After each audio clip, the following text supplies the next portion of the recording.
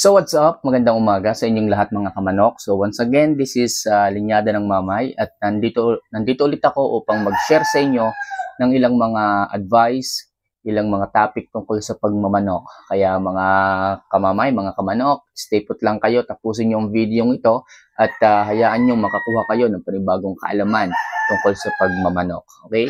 So at this moment of time, muli nating sasagutin ang isang katanungan na nagmula sa comment section. Okay, dahil kayo nga po ang priority ko mga kamanok, lahat ng magtatanong sa comment section, priority kong sagutin. Kaya mga kamanok, kung ikaw sa isipan mo meron kang agam-agam, katanungan, problema sa manukan mo, especially kung baguhan, newbie ka, welcome ka dito. Okay, lahat ini-entertain ko, lahat pinapriority ko. Maliit man o malaki, advance man o nagsisimula pa lang, mag-comment ka na. Okay, so ang katanungan ng ating isang subscribers na nagtatanong is, Idol, pwede po ba tayong magbigay ng Centrum, okay, tablet sa ating mga alagang mga manok? Okay? So, napakagandang katanungan yan at yan ang ating bibigyan ng kasagutan.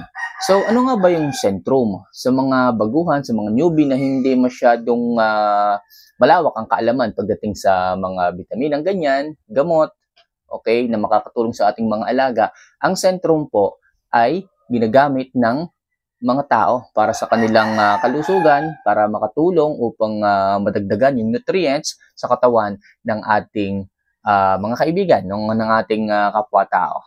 Okay? So habang tumatanda, habang umiidad, nababawasan na po yung nutrients, especially sa mga kinakain nating pagkain. Kapag kasi tumatanda na, bumabagal ng panunaw, konti na lang yung nakakain nilang pagkain, so kinakapos na rin po ng nutrients ang kanilang katawan. So sa madaling sabi, ang Centrum po ay para sa tao. Okay? Ito po ay food supplement na tumutulong upang madagdagan pa yung nutrients ng katawan ng isang tao. So ito po ay ibibigay sa isang manok. Yun po ang katanungan ng ating isang subscriber. So yan po ay po pwede. Okay? Alam naman po natin ang Centrum ay punong-puno ng vitamina, ng nutrients, ng mineral from A to zinc. Okay? Sobrang dami niyan. Lahat ng vitamina nagsisimula sa letter A hanggang letter Z. Yun nga po, zinc. From A to zinc, meron po ang Centrum. Kaya po napakaganda ng suplementong ito, ng vitaminang ito, okay, para din po sa ating mga alagang mga manok. Pero, take note of this, mga kamanok. Ang Centrum po ay ginawa para sa tao. Okay? At ang tao, at ang manok, ay malaki ang pinagkaiba. Tandaan nyo, pagdating na lamang sa timbang ng tao at sa timbang ng ating mga alagang manok, napakalaki na po ng diferensya. Ang tao tumitimbang ng 60 kg pataas, tapos ang ating mga manok, 2 kilos hanggang 3. Okay? So, dun lang nagre-range yung timbang o yung weight ng bawat gumagamit ng bitaminang ito. So, compare nyo, ang laki ng pagitan.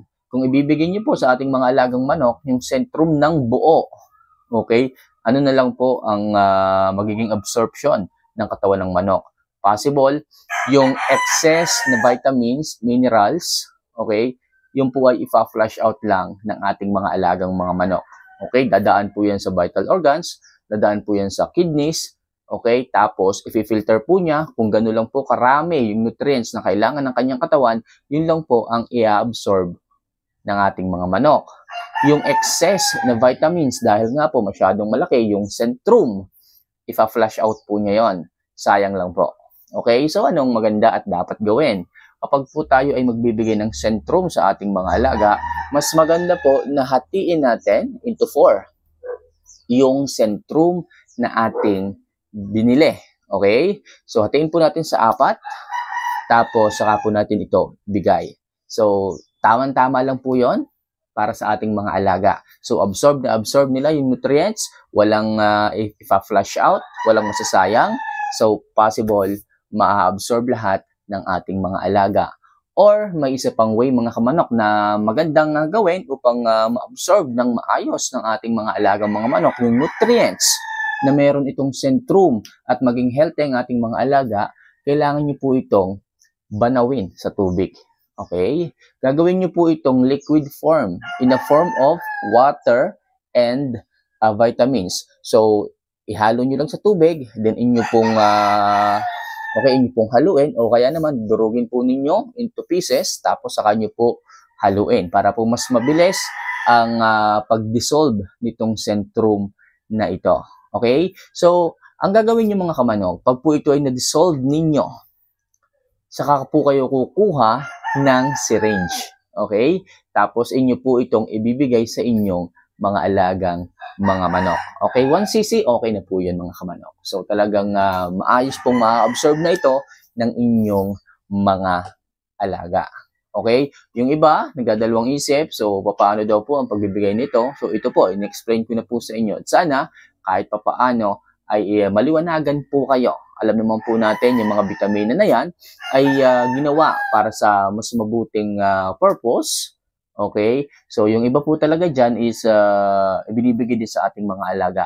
Which is, na-try ko na rin po ito at maganda naman po yung resulta. So, napakarami pa po na vitamina na po pwedeng ibigay sa ating mga alagang mga manok. So, one of these days, mga kamanok, one of these days, hindi ko alam kung bukas, mamaya, sa makalawas, isang linggo, mag-share pa tayo ng mga ganitong klase ng content. Kaya ikaw, kamamay, ikaw ba ay meron nang na-try na ganyang klase ng vitamina na na ginagamit ng tao na napakaganda sa kanilang kalusugan at ibinibigay din sa ating mga alaga. So share mo naman ang experience mo dito. Para sa ganon, mas marami pa tayong mapag-aralan, mas marami pa tayong makuhang idea, and kung meron kang i-input or i-message dito, i-comment dito, I'll try. So I try ko po na subukan yan at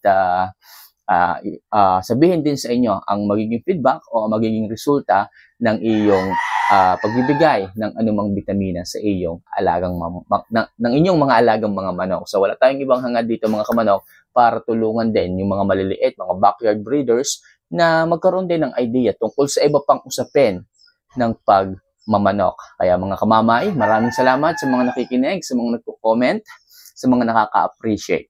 Okay, kung ikaw man ay natulungan ng video ito, mag-comment ka naman dito ng yes at tingnan natin kung masya-shoutout natin kayo next video. Okay, gusto ko rin kayong makilala mga kamanok. Lahat kayo, ako kilala nyo. Ako nakikita ninyo. Pero kayo, hindi ko kayo kilala. Iilan pa lang yung kilala ko, yung madalas na nagko-comment, madalas na nagpa-shoutout, madalas na nagme-message. So sana mas marami pa tayong kamamay, mga kamanok na mag-message, makilala ko. Siyempre dito sa larangan na to mga kamanok, gusto ko marami tayong maging kaibigan. Okay? So marami rin ang may passion ng ganitong klase ng hilig, pagmamanok. So napakarami. Bata, matanda, okay, may ngipin o wala, nahihiligan po talaga ang pagmamanok. Kung alam lang nung iba kung nasa puso mo yung pagmamanok, gusto mong subukan mo. Kung alam mo lang kung gaano kasaya ang magmanok, subukan mo. Okay, narito naman ako, narito naman kami para tulungan ka. Lalo na ito, ginawa natin tong channel na to para tulungan ka. Mag-comment ka lang dito para mo na rin akong kasama. So mga kamanok, hanggang dito na lang muna siguro ang ating magiging topic sa pagmamanok at sana ay natulungan ko kayo kahit paano. Okay? So, huwag niyo sana kalilimutan mga kamamay, mga kamanok na magpindot dito sa subscribe button, notification bell, at yung like button. Wala pong bayad dyan mga kamamay. Wala pong kayong babayaran kapag kinilik ninyo ang subscribe button. Malaki pong may tutulong yan. Okay? Pag napindot niyo yung subscribe button sa ating channel na ito. So, makakapag-upload pa tayo ng mas marami pang contents, videos tungkol sa pagmamanok. So, paano mga kamamay, mga kamanok, mahal ko po kayo. See you for our next vlog. Huwag mong kalimutang mag-comment at mag-like. So, paano? Paalam.